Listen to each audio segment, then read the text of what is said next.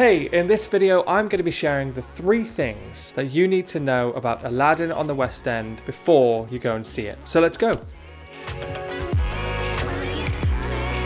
Hello, my name is Caleb Mitchell and this is Theatre Jabber, the only place for tips, tickets and reviews about all things West End and beyond. Now, we've all been there before. You want to go and see a show on the West End, but when you Google to see what's on, you're inundated with websites trying to sell you their show. Les Mis, Wicked, Lion King, Matilda, Aladdin, all of them are screaming at you that their show is the best thing ever! So, how do you decide what to see and what to miss? Well, in this video, we're going to cut straight through the noise and give you 3 important things you need to know about Aladdin before you hit buy. If you've already seen Aladdin, let me know what you thought of it in the comments below, and make sure you stick around to the end of this video where I will be sharing my absolute standout moment from the show, as well as some tips on tickets. This is the question on everyone's lips. You've grown up watching the film, you've grown up loving the film, but will you love the stage musical? And let's face it, there have been some pretty terrible screen-to-stage musicals. Spider-Man, Turn Off the Dark, Big, High Fidelity. Does anyone even know that one? Now let me put all of your fears to rest, because if you love Aladdin the film,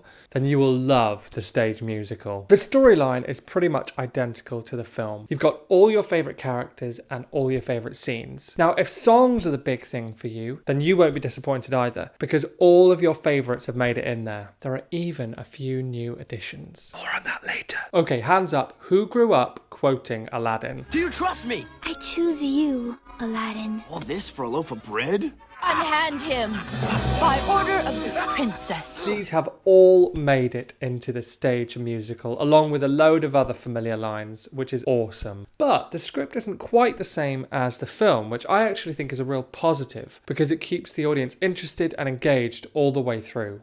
Yep. There are some brand new songs for the stage musical. Alan Menken, who wrote all the songs for the original film, has written 4 brand new ones for the stage musical, as well as restoring another 4 which were cut from the original film. That is 8 new songs. Now, I haven't got time to go through all the songs, but they are well worth a listen, so I'll put a link in the description below if you'd like to listen to them. The one that stands out for me is Aladdin's solo, Proud of Your Boy. I'll make you proud of your boy, though I can't make myself taller or smarter or handsome or wise. It gives us a moving insight into Aladdin's family and upbringing, his hopes and his dreams. So keep a lookout for that one. There are a few other new things to look out for as well. So I said earlier that all your favourite characters are in the stage musical. And that's true, but there is a but. And it is kind of a spoiler, so if you don't want to hear, then now is the time to switch off. Okay, so if like me, you were a huge fan of Aladdin's monkey Abu or Jafar's parrot Iago, then I have some bad news for you.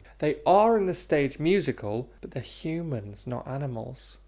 Which is a bit of a shame, I think. However, they are still both really enjoyable characters, so I don't think you're going to miss them too much. Okay, spoiler over. Every musical has a standout moment, a song that takes your breath away, a character that steals the show, and Aladdin is no exception. Jade Ewan and Matthew Croak are both great as Jasmine and Aladdin, but Trevor Dion Nicholas is truly outstanding as the Genie. Witty, he's lovable, he's fun, and he does a great job of making the role his own rather than trying to emulate the great Robin Williams in the film. Nicholas has a ton of highlights, including some wonderful audience interaction and brilliant pop culture references. Now, I said earlier that I would be sharing my absolute standout moment from the show, and it has to be the Genie's rendition of Friend Like Me.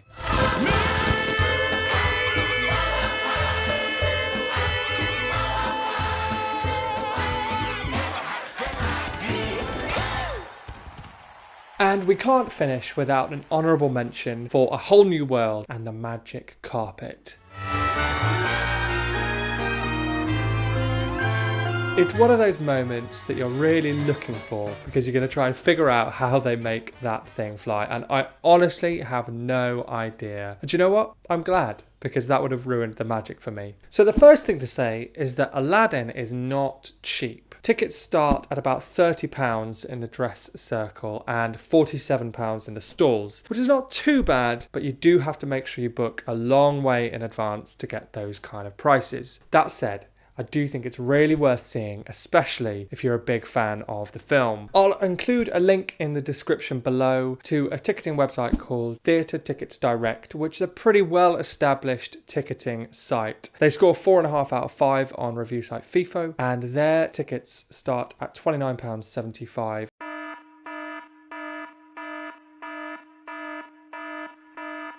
For the dress circle, and that does include all booking fees as well, which is not too bad. If you enjoyed this video, then please give it a like and consider subscribing for more videos and tips about your favourite theatre shows. Thank you so much for watching, and I will see you next time.